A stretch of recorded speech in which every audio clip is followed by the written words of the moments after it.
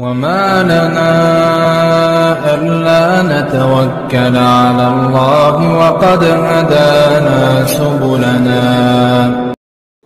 Jemaah sekalian yang dirahmati oleh Allah Subhanahu wa taala, malam hari ini melanjutkan pembacaan hadis Nabi sallallahu alaihi wasallam di dalam kitab Bulughil Maram, yang insyaallah kita akan membaca hadis yang ketiga dari bab al-wudu, yang mana pada pertemuan sebelumnya kita telah membahas hadis yang kedua, yaitu hadis Utsman ibn Affan tentang sifat wudu Nabi sallallahu alaihi wasallam secara umum. Nah, Al-Hafidz Ibnu Hajar rahimahullah membawakan hadis yang ketiga, yaitu dari Ali ibn Abi Thalib radhiyallahu anhu.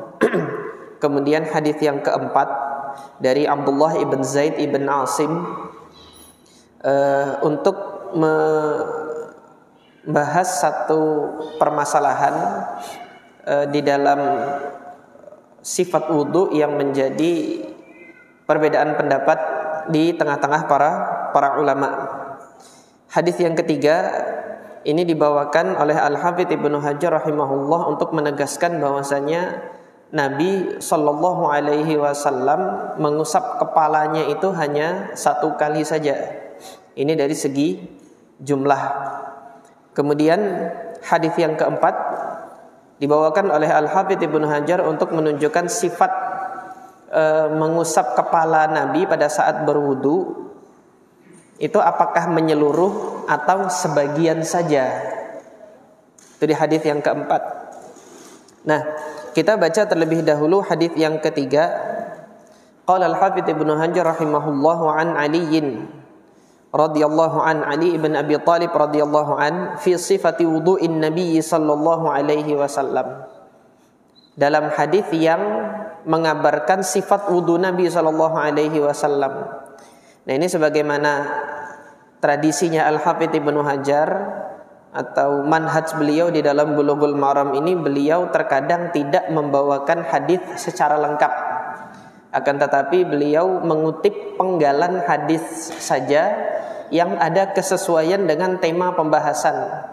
Di sini tema pembahasannya kan secara umum wudu, tetapi Al-Hafidz Ibnu Hajar mengutip penggalannya ini untuk menjelaskan satu perkara yang lebih spesifik, yang lebih khusus, yaitu perkara tentang mengusap kepala. Khusus untuk riwayat ini beliau mengisyaratkan bahwasanya di tengah-tengah para ulama ada perbedaan pendapat mengenai berapa kali jumlah usapan untuk kepala. Nah, di sini Al-Hafidz Ibnu Hajar ketika membawakan riwayat Ali bin Abi Thalib tentang sifat wudu Nabi, beliau hanya mengutip bagian mengusap kepalanya saja. Qala wa masaha bi ra'sihi wahidatan. Secara tegas di sini Ali ibn Abi Thalib radhiyallahu an menyaksikan Rasulullah sallallahu alaihi wasallam pada saat mengusap kepala Rasulullah hanya sekali saja. Akhrajahu Abu Daud, diriwayatkan oleh Al-Imam Abu Daud di dalam sunannya.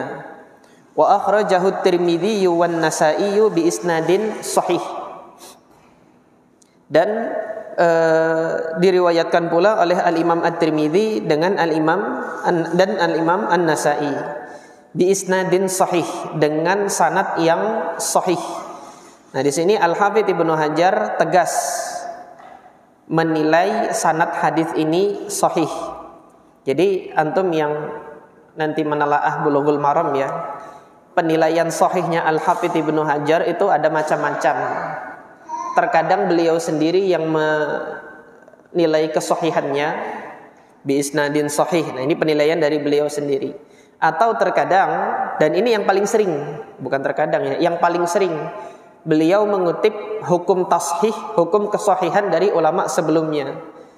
Nah, yang sering beliau kutip ya Al-Imam At-Tirmidzi, sahhahahu At-Tirmidzi, atau Ibnu Khuzaimah, sahhahahu Ibnu Khuzaimah, atau Al-Imam Ibnu Hibban, sahhahahu Ibnu Hibban, atau Al-Imam Al-Hakim, sahhahahu Al-Hakim.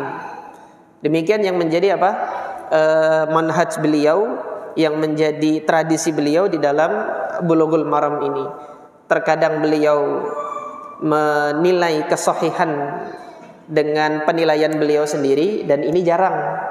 Yang paling sering beliau mengihalah atau menyerahkan hukum sahih itu kepada para ulama mutaqaddimin, ulama sebelum beliau. Bal qala Tirmidzi. Nah, baru di sini beliau menguatkan kesimpulan hukum sahih beliau terhadap hadis ini, terhadap pernyataan bahwasanya Nabi itu hanya mengusap sekali saja. Beliau kuatkan kembali dengan pendapat ulama mutaqaddimin, yaitu pendapatnya Al-Imam At-Tirmidzi. Imam Tirmidzi mengatakan di sini innahu asahhu syai'in fil bab. Dalam bab ini, maksudnya bab itu apa? Permasalahan ini. Bab yang membahas permasalahan ini. Bab apa? Bab permasalahan tentang mengusap kepala itu berapa kali. Yang paling sahih adalah hadis ini. Saya ulangi ya. Bab tentang permasalahan berapa kalikah seorang muslim harus mengusap kepalanya, yang paling sahih adalah hadis ini, yaitu 1 kali saja. 1 kali saja. Karena di hadis Utsman bin Affan sebelumnya ada keterangan enggak sekalinya itu. Tapi disampaikan secara mutlak, tsumma masaha bi ra'sihi, begitu saja di hadis Utsman bin Affan. Kalau antum perhatikan di hadis yang kedua sebelumnya kemarin yang sudah kita bahas, Rasulullah mengusap kepalanya berapa kali? Enggak dikasih tahu di hadis Utsman bin Affan. Di hadis Ali baru diberitahu sekali, wa masaha bi ra'sihi wahidatan, sekali. Terus pertanyaannya, bagi yang mengusapnya 3 kali gimana Ustaz? Masih boleh. Apakah bid'ah Ustaz? Enggak. Kenapa kok enggak bid'ah? Karena batasan maksimal 3. Para ulama yang berijtihad bahwasanya untuk mengusap kepala itu 3 kali, dasar hukum mereka bukan riwayat, tetapi dasar hukum mereka adalah mengkiaskan usapan kepala dengan basuhan terhadap anggota wudu yang lain. Ketika anggota wudu yang lain itu dibasuhnya itu 3 kali, maka kepala juga punya hak untuk diusap 3 kali, gitu. Hanya saja secara riwayat belum pernah ada contohnya dari Nabi Shallallahu Alaihi Wasallam kalau beliau itu mengusap 3 kali. Ada sebagian riwayat memang yang menyebutkan Rasulullah mengusap 3 kali, namun itu tidak sampai derajat kesahihannya sebagaimana hadis Ali bin Abi Thalib ini. Tadi Imam Tirmidzi sudah menegaskan yang paling sahih dalam permasalahan ini, Nabi itu hanya sekali saja mengusap kepalanya. Nah, bagaimana sifat mengusapnya? Baru dibawakan hadis Abdullah ibn Zaid ibn Asim yang keempat di dalam bab ini. Qala al-Hafidz Ibnu Hajar rahimahullah, wa an Abdullah bin Zaid ibn Asim radhiyallahu anhuma. Diriwayatkan dari Abdullah ibn Zaid ibn Asim radhiyallahu anhuma fi sifatil wudu, tentang sifat wudunya Nabi SAW. Hadisnya sama seperti hadis Utsman, dimulai dari membasuh tangan, kumur-kumur sampai akhir, sama seperti hadis Ali bin Abi Thalib juga menjelaskan sifat wudunya Nabi. Tetapi di sini yang dikutip oleh Al-Hafidz Ibnu Hajar adalah bagian mengusap kepalanya saja. Qala wa masaha Rasulullah sallallahu alaihi wasallam bi ra'sihi. Rasulullah sallallahu alaihi wasallam mengusap kepalanya. Fa'aqbala biyadaihi wa adbar.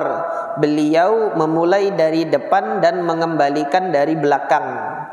Aqbala itu depan, adbara itu belakang. Muttafaqun alaih. Bagaimana depan dan belakang itu? Maka Al-Hafidz Ibnu Hajar membawakan riwayat setelahnya lagi. Wa fi lafdhin lahuma, masih dalam redaksi yang lain, tetapi masih diriwayatkan oleh keduanya, lahuma keduanya. Siapa keduanya? Al-Imam Al-Bukhari dan Al-Imam Muslim. Lafadz lain, redaksi lain oleh Al-Imam Bukhari dan Al-Imam Muslim juga ada keterangan tambahan tentang apa maksud depan dan belakang itu. Yang dimaksud dengan aqbala apa? Aqbala itu kan dari depan. Bada'a bi muqaddami ra'sihi. Rasulullah sallallahu alaihi wasallam memulai dari bagian depan kepala. Bada'a bi muqaddam. Hatta dhahaba bihima ila qafahu. Sampai mengusapkan keduanya itu hingga ke belakang kepala. Qafa itu adalah bagian belakang kepala, itu bahasa Arabnya qafa. Bihima dengan kedua tangan, artinya ini ditempel begini kedua tangan. Jadi ditempel dari depan, dimulainya mengusap itu dari depan dengan menempel keduanya ini, kemudian diusapkan ke belakang. Hatta dhahaba bihima ila qafahu. Ini namanya aqbal, memulai dari depan, aqbala. Kemudian adbar yang bagaimana? Wa adbar thumma raddahuma, kemudian dikembalikan keduanya oleh Nabi ilal makanil ladzi bada'a minhu, sampai ke tempat di mana Rasulullah sallallahu alaihi wasallam memulainya, belakang ke depan lagi. Jadi singkatnya mengusap itu seperti ini, depan ke belakang, belakang ke depan. Ini yang disampaikan dalam riwayat siapa? Riwayat Abdullah ibn Zaid ibn Asim. Ini dihitung 1 kali. Ini tadi yang dimaksudkan dalam riwayatnya Ali bin Abi Thalib, 1 kali itu seperti itu. Dari depan ke belakang, kembalikan dari belakang ke depan lagi. Ini sifat mengusap kepala yang dilakukan oleh Nabi Shallallahu Alaihi Wasallam. Sampai di sini para ulama berbeda pendapat.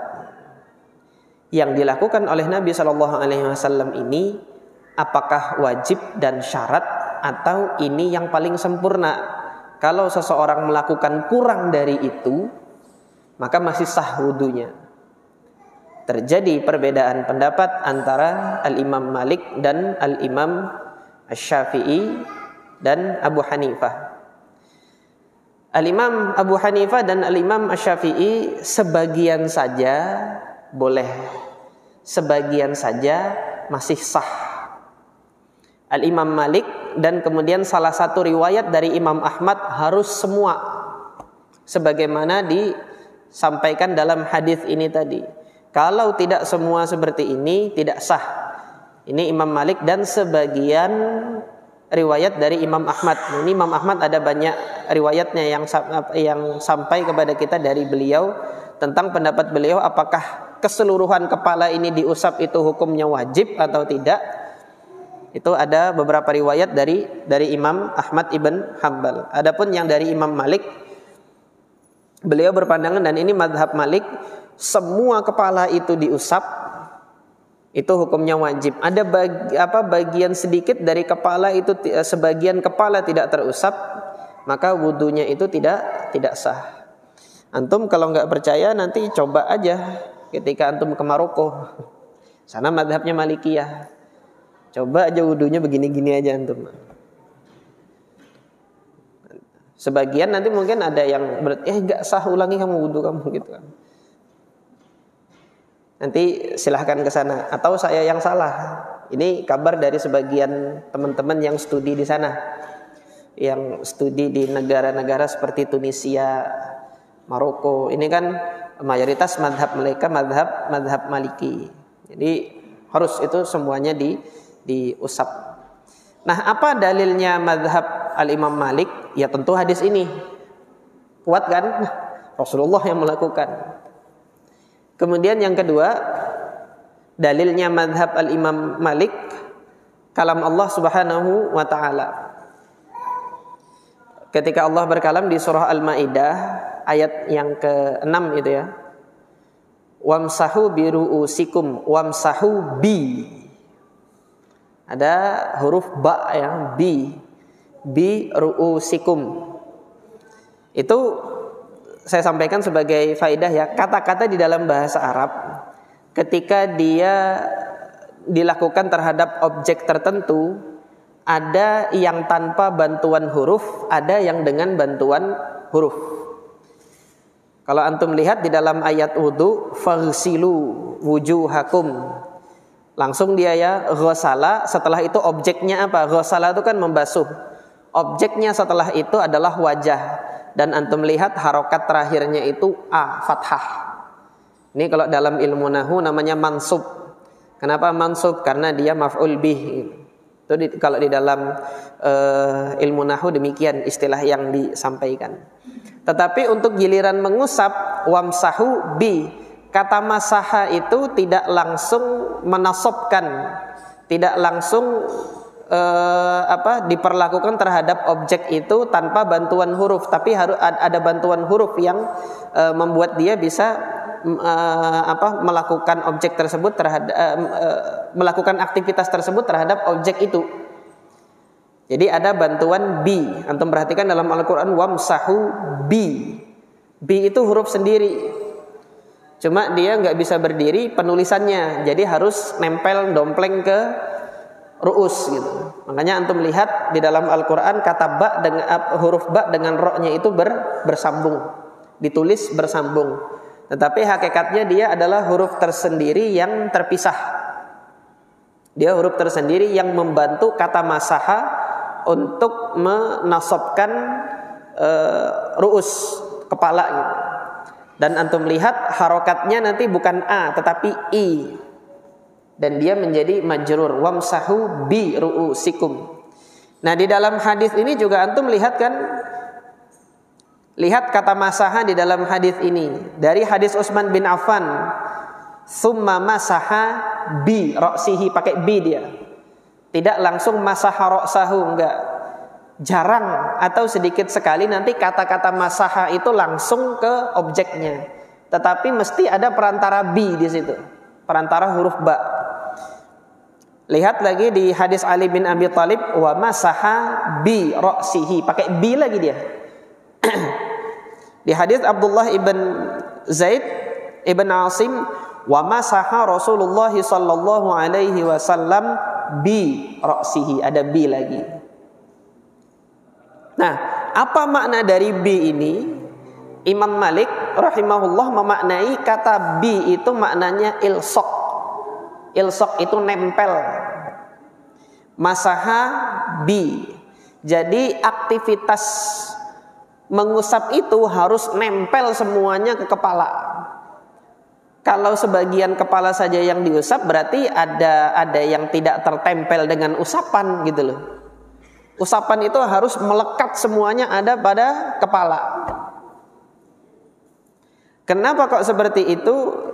Karena pada saat tayammum yang digunakan juga kata-kata masaha.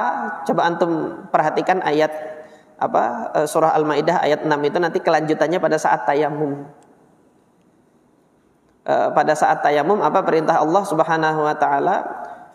Famsahu bi wujuhikum. Usap debu itu ke wajah. Ketika antum tayammum mengusap ke wajah semua atau sebagian? Boleh jidatnya aja tayammum begini gitu. Semua sama-sama masaha, sama-sama setelah itu ada bi-nya. Nah, kalau biru'usikum itu boleh sebagian saja, kalau begitu wajah juga boleh sebagian dong. Tapi ada tayamum prakteknya sebagian saja, hidungnya jadi gini. Tidak ada kan? Nah, ini yang menjadikan dalilnya mazhab Imam Malik kuat.